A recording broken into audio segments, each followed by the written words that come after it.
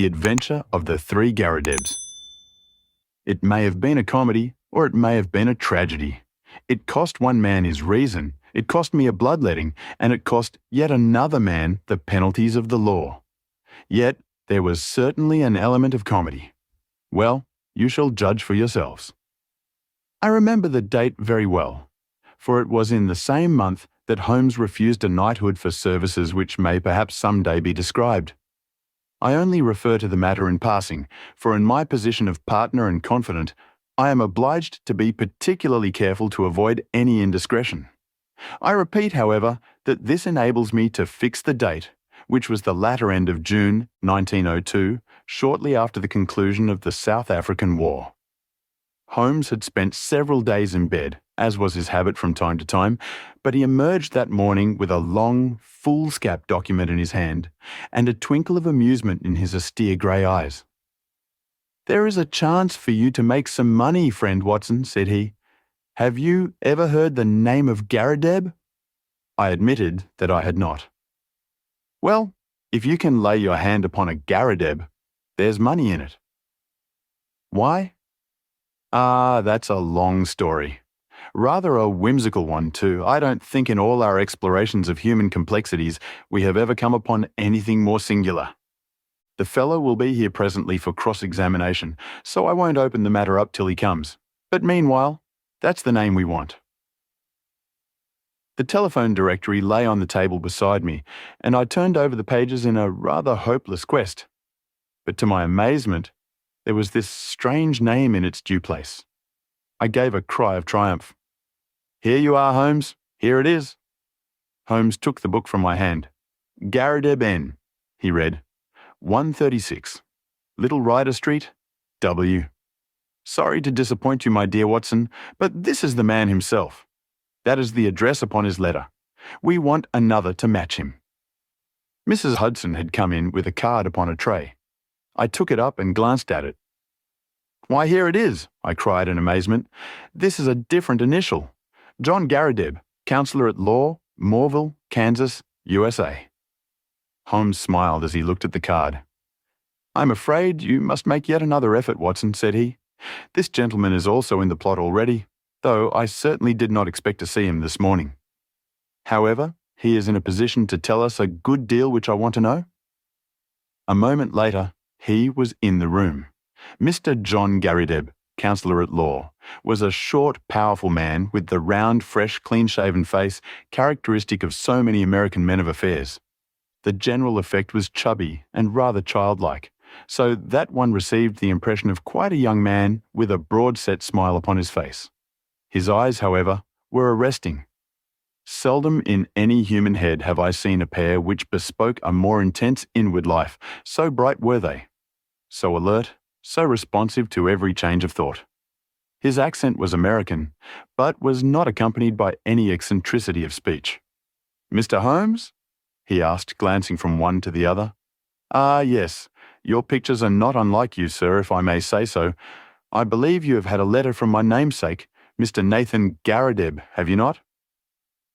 "Pray sit down," said Sherlock Holmes. "We shall, I fancy, have a good deal to discuss." He took up his sheets of foolscap. "You are, of course, the Mr. John Garrideb mentioned in this document, but surely you have been in England some time." "Why do you say that, Mr. Holmes?" I seemed to read sudden suspicion in those expressive eyes. "Your whole outfit is English." Mr. Garrideb forced a laugh. "I've read of your tricks, Mr. Holmes, but I never thought I would be the subject of them. Where do you read that? The shoulder cut of your coat, the toes of your boots. Could anyone doubt it? Well, well, I had no idea I was so obvious a Britisher, but business brought me over here some time ago. And so, as you say, my outfit is nearly all London. However, I guess your time is of value, and we did not meet to talk about the cut of my socks. What about getting down to that paper you hold in your hand?" Holmes had in some way ruffled our visitor, whose chubby face had assumed a far less amiable expression. "Patience, patience, Mr. Garrideb," said my friend in a soothing voice. "Dr. Watson would tell you that these little digressions of mine sometimes prove in the end to have some bearing on the matter, But why did Mr. Nathan Garrideb not come with you? Why did he ever drag you into it at all? Asked our visitor with a sudden outflame of anger. What in thunder had you to do with it? Here was a bit of professional business between two gentlemen, and one of them must needs call in a detective. I saw him this morning, and he told me this fool trick he had played me, and that's why I am here. But I feel bad about it all the same. There was no reflection upon you, Mr. Garrideb. It was simply zeal upon his part to gain your end, an end which is, I understand, equally vital for both of you. He knew that I had means of getting information, and therefore it was very natural that he should apply to me. Our visitor's angry face gradually cleared. Well, that puts it different, said he. When I went to see him this morning and he told me he had sent to a detective, I just asked for your address and came right away. I don't want police butting into a private matter. But if you are content just to help us find the man, there can be no harm in that. Well, that is just how it stands, said Holmes. And now, sir, since you are here, we had best have a clear account from your own lips. My friend here knows nothing of the details. Mr. Garrideb surveyed me with not too friendly a gaze. Need he know? He asked. We usually work together. Well, there's no reason it should be kept a secret. I'll give you the facts as short as I can make them. If you came from Kansas, I would not need to explain to you who Alexander Hamilton Garrideb was. He made his money in real estate, and afterwards in the wheat pit at Chicago. But he spent it in buying up as much land as would make one of your counties, lying along the Arkansas River west of Fort Dodge. It's grazing land and lumberland and arable land and mineralized land, and just every sort of land that brings dollars to the man that owns it. He had no kith nor kin, or, if he had, I never heard of it. But he took a kind of pride in the queerness of his name. That was what brought us together. I was in the law at Topeka, and one day I had a visit from the old man, and he was tickled to death to meet another man with his own name. It was his pet fad, and he was dead set to find out if there were any more Garridebs in the world. Find me another, said he. I told him I was a busy man and could not spend my life hiking round the world in search of Garridebs. None the less, said he, that is just what you will do if things pan out as I planned them. I thought he was joking, but there was a powerful lot of meaning in the words, as I was soon to discover. For he died within a year of saying them, and he left a will behind him. It was the queerest will that has ever been filed in the state of Kansas. His property was divided into 3 parts, and I was to have one on condition that I found 2 Garridebs who would share the remainder. It's $5 million for each if it is a cent, but we can't lay a finger on it until we all 3 stand in a row. It was so big a chance that I just let my legal practice slide, and I set forth looking for Garridebs. There is not one in the United States. I went through it, sir, with a fine-toothed comb, and never a Garrideb could I catch. Then I tried the old country. Sure enough, there was the name in the London telephone directory. I went after him 2 days ago and explained the whole matter to him. But he is a lone man, like myself, with some women relations, but no men. It says 3 adult men in the will. So you see, we still have a vacancy, and if you can help to fill it, we will be very ready to pay your charges. Well, Watson, said Holmes with a smile, I said it was rather whimsical, did I not? I should have thought, sir, that your obvious way was to advertise in the agony columns of the papers. I have done that, Mr. Holmes. No replies. Dear me. Well, it is certainly a most curious little problem. I may take a glance at it in my leisure. By the way, it is curious that you should have come from Topeka. I used to have a correspondent. He is dead now. Old Dr. Lysander Starr, who was mayor in 1890. Good old Dr. Starr, said our visitor. His name is still honoured. Well, Mr. Holmes, I suppose all we can do is to report to you and let you know how we progress. I reckon you will hear within a day or 2. With this assurance, our American bowed and departed. Holmes had lit his pipe, and he sat for some time with a curious smile upon his face. Well? I asked at last. I am wondering, Watson, just wondering. At what? Holmes took his pipe from his lips I was wondering, Watson, what on earth could be the object of this man in telling us such a rigmarole of lies? I nearly asked him so, for there are times when a brutal frontal attack is the best policy. But I judged it better to let him think he had fooled us. Here is a man with an English coat frayed at the elbow and trousers bagged at the knee with a year's wear. And yet, by this document, and by his own account, he is a provincial American lately landed in London. There have been no advertisements in the agony columns. You know that I miss nothing there. They are my favourite covert for putting up a bird, and I would never have overlooked such a cock pheasant as that. I never knew a Dr. Lysander Starr of Topeka. Touch him where you would he was false. I think the fellow is really an American, but he has worn his accent smooth with years of London. What is his game then? And what motive lies behind this preposterous search for Garridebs? It's worth our attention, for granting that the man is a rascal, he is certainly a complex and ingenious one. We must now find out if our other correspondent is a fraud also. Just ring him up, Watson. I did so, and heard a thin, quavering voice at the other end of the line. Yes, I am Mr. Nathan Garrideb. Is Mr. Holmes there? I should very much like to have a word with Mr. Holmes. My friend took the instrument, and I heard the usual syncopated dialogue. Yes, he has been here. I understand that you don't know him. How long? Only 2 days. Yes, of course. It is a most captivating prospect. Will you be at home this evening? I suppose your namesake will not be there? Very good. We will come then, for I would rather have a chat without him. Dr. Watson will come with me. I understand from your note that you did not go out often. Well, we shall be round about 6. You need not mention it to the American lawyer. Very good. Goodbye. It was twilight of a lovely spring evening, and even Little Ryder Street, one of the smaller offshoots from the Edgware Road, within a stone cast of old Tyburn tree of evil memory, looked golden and wonderful in the slanting rays of the setting sun.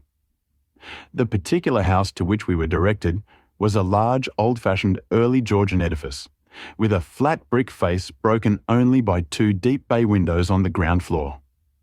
It was on this ground floor that our client lived, and indeed, the low windows proved to be the front of the huge room in which he spent his waking hours.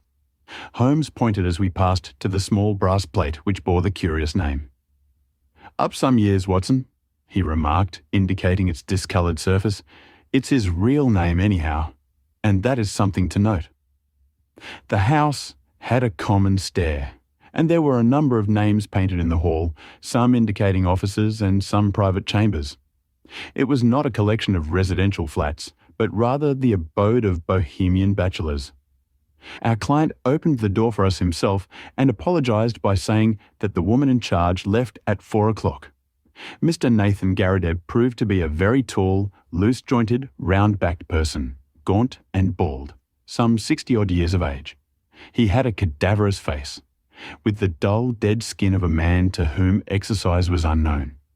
Large round spectacles and a small projecting goat's beard combined with his stooping attitude to give him an expression of peering curiosity. The general effect, however, was amiable, though eccentric. The room was as curious as its occupant. It looked like a small museum. It was both broad and deep, with cupboards and cabinets all around, crowded with specimens, geological and anatomical. Cases of butterflies and moths flanked each side of the entrance. A large table in the centre was littered with all sorts of debris, while the tall brass tube of a powerful microscope bristled up among them. As I glanced round, I was surprised at the universality of the man's interests. Here was a case of ancient coins. There was a cabinet of flint instruments. Behind his central table was a large cupboard of fossil bones. Above was a line of plaster skulls with such names as Neanderthal, Heidelberg, Cro-Magnon printed beneath them. It was clear that he was a student of many subjects. As he stood in front of us now, he held a piece of chamois leather in his right hand, with which he was polishing a coin. "Syracusan, of the best period," he explained, holding it up. "They degenerated greatly towards the end. At their best, I hold them supreme, though some prefer the Alexandrian school. You will find a chair here, Mr. Holmes. Pray allow me to clear these bones.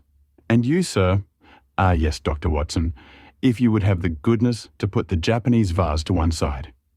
You see round me my little interests in life.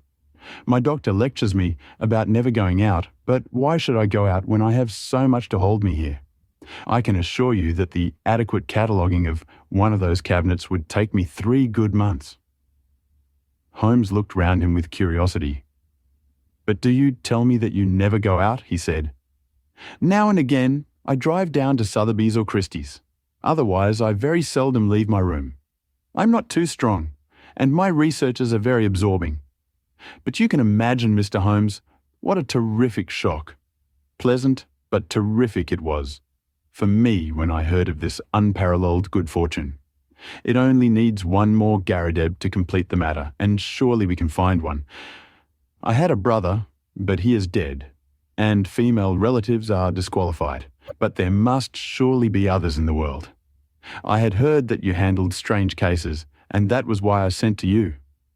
Of course, this American gentleman is quite right, and I should have taken his advice first, but I acted for the best. I think you acted very wisely indeed, said Holmes. But are you really anxious to acquire an estate in America? Certainly not, sir. Nothing would induce me to leave my collection. But this gentleman has assured me that he will buy me out as soon as we have established our claim. $5 million was the sum named. There are a dozen specimens in the market at the present moment which fill gaps in my collection, and which I am unable to purchase for want of a few £100s. Just think what I could do with $5 million. Why, I have the nucleus of a national collection. I shall be the Hans Sloane of my age. His eyes gleamed behind his great spectacles. It was very clear that no pains would be spared by Mr. Nathan Garrideb in finding a namesake. I merely called to make your acquaintance, and there is no reason why I should interrupt your studies, said Holmes. I prefer to establish personal touch with those with whom I do business. There are a few questions I need ask, for I have your very clear narrative in my pocket, and I filled up the blanks when this American gentleman called. I understand that up to this week you were unaware of his existence. That is so. He called last Tuesday. Did he tell you of our interview today? Yes, he came straight back to me. He had been very angry. Why should he be angry? He seemed to think it was some reflection on his honour, but he was quite cheerful again when he returned.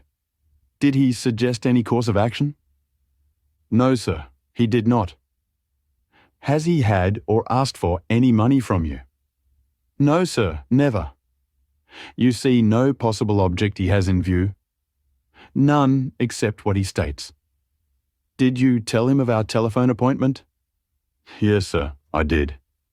Holmes was lost in thought. I could see that he was puzzled. Have you any articles of great value in your collection? No, sir, I'm not a rich man. It is a good collection, but not a very valuable one. You have no fear of burglars? Not the least. How long have you been in these rooms? Nearly 5 years. Holmes's cross-examination was interrupted by an imperative knocking at the door. No sooner had our client unlatched it than the American lawyer burst excitedly into the room. Here you are, he cried, waving a paper over his head. I thought I should be in time to get you. Mr. Nathan Garrideb, my congratulations. You are a rich man, sir. Our business is happily finished and all is well. As to you, Mr. Holmes, we can only say we are sorry if we have given you any useless trouble. He handed over the paper to our client, who stood staring at a marked advertisement. Holmes and I leaned forward and read it over his shoulder. This is how it ran. Howard Garrideb, constructor of agricultural machinery binders, reapers, steam and hand ploughs, drills, harrows, farmers' carts, buckboards, and all other appliances. Estimates for artesian, Wells, Apply Grosvenor buildings. Aston. Glorious, gasped our host. That makes our third man. I had opened up inquiries in Birmingham, said the American, and my agent there has sent me this advertisement from a local paper. We must hustle and put the thing through. I have written to this man and told him that you will see him in his office tomorrow afternoon at 4 o'clock. You want me to see him? What do you say, Mr. Holmes? Don't you think it would be wiser? Here am I, a wandering American with a wonderful tale. Why should he believe what I tell him? But you are a Britisher with solid references, and he is bound to take notice of what you say. I would go with you if you wished, but I have a very busy day tomorrow, and I could always follow you if you are in any trouble. Well, I have not made such a journey for years. It is nothing, Mr. Garrideb. I have figured out our connections. You leave at 12 and should be there soon after 2. Then you can be back the same night. All you have to do is to see this man, explain the matter, and get an affidavit of his existence. By the Lord, he added hotly, considering I've come all the way from the centre of America, it is surely little enough if you go 100 miles in order to put this matter through. Quite so, said Holmes. I think what this gentleman says is very true. Mr. Nathan Garridebs shrugged his shoulders with a disconsolate air. Well, if you insist, I shall go, said he. It is certainly hard for me to refuse you anything, considering the glory of hope that you have brought into my life. Then that is agreed, said Holmes, and no doubt you will let me have a report as soon as you can. I'll see to that, said the American. Well, he added, looking at his watch, I'll have to get on. I'll call tomorrow, Mr. Nathan, and see you off to Birmingham. Coming my way, Mr. Holmes? Well then, goodbye, and we may have good news for you tomorrow night. I noticed that my friend's face cleared when the American left the room, and the look of thoughtful perplexity had vanished. I wish I could look over your collection, Mr. Garrideb, said he. In my profession, all sorts of odd knowledge comes useful, and this room of yours is a storehouse of it. Our client shone with pleasure, and his eyes gleamed from behind his big glasses. I had always heard, sir, that you were a very intelligent man, said he. I could take you round now if you have the time. Unfortunately, I have not. But these specimens are so well labelled and classified that they hardly need your personal explanation. If I should be able to look in tomorrow, I presume that there would be no objection to my glancing over them. None at all. You are most welcome. The place will, of course, be shut up, but Mrs. Saunders is in the basement up to 4 o'clock and would let you in with her key. Well, I happen to be clear tomorrow afternoon. If you would say a word to Mrs. Saunders, it would be quite in order. By the way, who is your house agent? Our client was amazed at the sudden question. Holloway and Steele in the Edgware Road. But why? I am a bit of an archaeologist myself when it comes to houses, said Holmes, laughing. I was wondering if this was Queen Anne or Georgian. Georgian, beyond doubt. Really, I should have thought a little earlier. However, it is easily ascertained.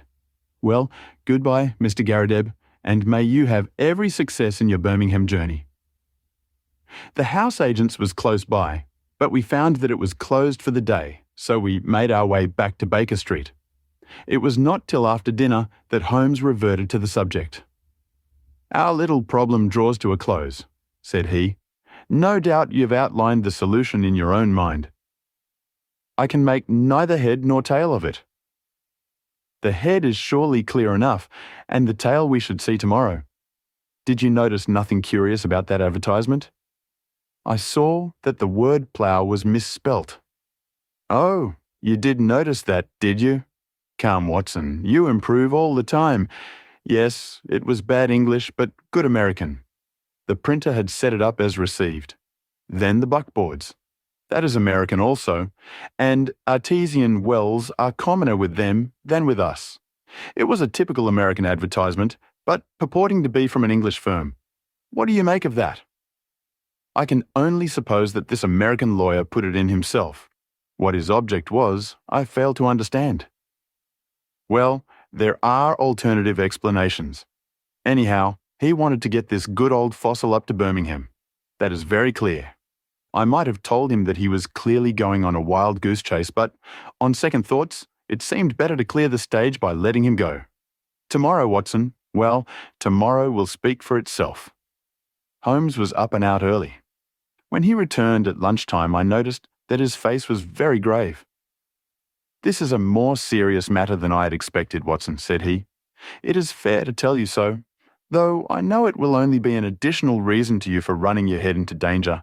I should know my Watson by now, but there is danger, and you should know it for, well, it is not the first we have shared, Holmes. I hope it may not be the last. What is the particular danger this time? We are up against a very hard case. I have identified Mr. John Garrideb, counsellor at law. He is none other than Killer Evans, of sinister and murderous reputation. I fear I am none the wiser. Ah, it is not part of your profession to carry about a portable Newgate calendar in your memory. I have been down to see friend Lestrade at the yard. There may be an occasional want of imaginative intuition down there, but they lead the world for thoroughness and method. I had an idea that we might get on the track of our American friend in their records. Sure enough, I found his chubby face smiling up at me from the Rogues Portrait Gallery. James Winter, alias Moorcroft, alias Killer Evans, was the inscription below. Holmes drew an envelope from his pocket. I scribbled down a few points from his dossier. Aged 44, native of Chicago, known to have shot 3 men in the States, escaped from penitentiary through political influence, came to London in 1893, shot a man over cards in a nightclub in the Waterloo Road in January 1895. Man died, but he was shown to have been the aggressor in the row. Dead man was identified as Roger Prescott, famous as forger and coiner in Chicago. Killer Evans, released in 1901, has been under police supervision since, but so far as known, has led an honest life. Very dangerous man, usually carries arms and is prepared to use them. That is our bird, Watson, a sporting bird, as you must admit. But what is his game? Well, it begins to define itself. I have been to the house agents. Our client, as he told us, has been there 5 years. It was unlet for a year before then. The previous tenant was a gentleman at large named Waldron. Waldron's appearance was well remembered at the office. He had suddenly vanished and nothing more been heard of him. He was a tall, bearded man with very dark features. Now, Prescott, the man whom Killer Evans had shot, was, according to Scotland Yard, a tall, dark man with a beard. As a working hypothesis, I think we may take it that Prescott, the American criminal, used to live in the very room which our innocent friend now devotes to his museum. So, at last, we get a link, you see. And the next link? Well, we must go now and look for that. He took a revolver from the drawer and handed it to me. I have my old favourite with me. If our Wild West friend tries to live up to his nickname, we must be ready for him. I'll give you an hour for a siesta, Watson, and then I think it will be time for our Ryder Street adventure. It was just 4 o'clock when we reached the curious apartment of Nathan Garrideb. Mrs. Saunders, the caretaker, was about to leave, but she had no hesitation in admitting us, for the door shut with a spring lock, and Holmes promised to see that all was safe before we left. Shortly afterwards, the outer door closed, her bonnet passed to the bow window, and we knew that we were alone in the lower floor of the house. Holmes made a rapid examination of the premises. There was one cupboard in a dark corner which stood out a little from the wall. It was behind this that we eventually crouched, while Holmes, in a whisper, outlined his intentions. He wanted to get our amiable friend out of his room.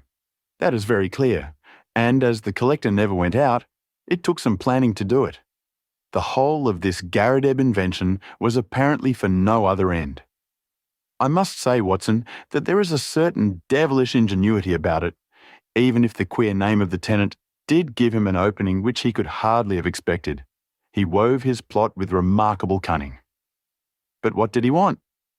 Well, that is what we are here to find out. It has nothing whatever to do with our client, so far as I can read the situation. It is something connected with the man he murdered, the man who may have been his confederate in crime. There is some guilty secret in the room. That is how I read it. At first, I thought our friend might have something in his collection more valuable than he knew, something worth the attention of a big criminal. But the fact that Roger Prescott of evil memory inhabited these rooms points to some deeper reason. Well, Watson, we can but possess our souls in patience and see what the hour may bring. That hour was not long in striking. We crouched closer in the shadow as we heard the outer door open and shut. Then came the sharp metallic snap of a key, and the American was in the room. He closed the door softly behind him, took a sharp glance around him to see that all was safe, threw off his overcoat, and walked up to the central table with the brisk manner of one who knows exactly what he has to do and how to do it. He pushed the table to one side, tore up the square of carpet on which it rested, rolled it completely back, and then, drawing a jemmy from his inside pocket, he knelt down and worked vigorously upon the floor. Presently we heard the sound of sliding boards, and an instant later a square had opened in the planks. Killer Evans struck a match, lit a stump of candle, and vanished from our view. Clearly our moment had come. Holmes touched my wrist as a signal, and together we stole across to the open trapdoor. Gently as we moved, however, the old floor must have creaked under our feet, for the head of our American, peering anxiously round, emerged suddenly from the open space. His face turned upon us with a glare of baffled rage, which gradually softened into a rather shamefaced grin as he realized that 2 pistols were pointed at his head. "Well, well," said he coolly as he scrambled to the surface. "I guess you have been one too many for me, Mr. Holmes. Saw through my game, I suppose, and played me for a sucker from the first. Well, sir, I hand it to you. You have me beat and—" In an instant, he had whisked out a revolver from his breast and had fired 2 shots. I felt a sudden hot sear, as if a red-hot iron had been pressed to my thigh. There was a crash as Holmes's pistol came down on the man's head. I had a vision of him sprawling upon the floor with blood running down his face while Holmes rummaged him for weapons. Then my friend's wiry arms were round me, and he was leading me to a chair. "You're not hurt, Watson? For God's sake, say that you are not hurt." It was worth a wound, it was worth many wounds, to know the depth of loyalty and love which lay behind that cold mask. The clear, hard eyes were dimmed for a moment, and the firm lips were shaking. For the one and only time I caught a glimpse of a great heart, as well as of a great brain. All my years of humble but single-minded service culminated in that moment of revelation. "It's nothing, Holmes. It's a mere scratch." He had ripped up my trousers with his pocket knife. "You are right," he cried with an immense sigh of relief. "It is quite superficial." His face set like flint as he glared at our prisoner, who was sitting up with a dazed face. "By the Lord, it is as well for you. If you had killed Watson, you would not have got out of this room alive. Now, sir, what have you to say for yourself?" He had nothing to say for himself. He only sat and scowled. I leaned on Holmes's arm, and together we looked down into the small cellar, which had been disclosed by the secret flap. It was still illuminated by the candle which Evans had taken down with him. Our eyes fell upon a mass of rusted machinery, great rolls of paper, a litter of bottles, and, neatly arranged upon a small table, a number of neat little bundles. "A printing press, a counterfeiter's outfit," said Holmes. "Yes, sir," said our prisoner, staggering slowly to his feet and then sinking into the chair. "The greatest counterfeiter London ever saw. That's Prescott's machine, and those bundles on the table are 2,000 of Prescott's notes worth 100 each and fit to pass anywhere. Help yourselves, gentlemen. Call it a deal and let me beat it." Holmes laughed. "We don't do things like that, Mr. Evans. There is no bolt hole for you in this country. You shot this man Prescott, did you not?" "Yes, sir, and got 5 years for it, though it was he who pulled on me. 5 years, when I should have had a medal the size of a soup plate. No living man could tell a Prescott from a Bank of England, and if I hadn't put him out, he would have flooded London with them. I was the only one in the world who knew where he made them. Can you wonder that I wanted to get to the place? And can you wonder that when I found this crazy boob of a bug hunter with the queer name squatting right on the top of it and never quitting his room, I had to do the best I could to shift him? Maybe I would have been wiser if I'd put him away. It would have been easy enough. But I'm a soft-hearted guy that can't begin shooting unless the other man has a gun also. But say, Mr. Holmes, What have I done wrong, anyhow? I've not used this plant. I've not hurt this old stiff. Where do you get me?" "Only attempted murder so far as I can see," said Holmes, "but that's not our job. They take that at the next stage. What we wanted at present was just your sweet self. Please give the Yard a call, Watson. It won't be entirely unexpected." So those were the facts about Killer Evans and his remarkable invention of the 3 Garridebs. We heard later that our poor old friend never got over the shock of his dissipated dreams. When his castle in the air fell down, it buried him beneath the ruins. He was last heard of at a nursing home in Brixton. It was a glad day at the Yard when the Prescott outfit was discovered, for, though they knew that it existed, they had never been able, after the death of the man, to find out where it was. Evans had indeed done great service and caused several worthy CID men to sleep the sounder, for the counterfeiter stands in a class by himself as a public danger. They would willingly have subscribed to that soup plate medal of which the criminal had spoken, but an unappreciative bench took a less favourable view, and the killer returned to those shades from which he had just emerged.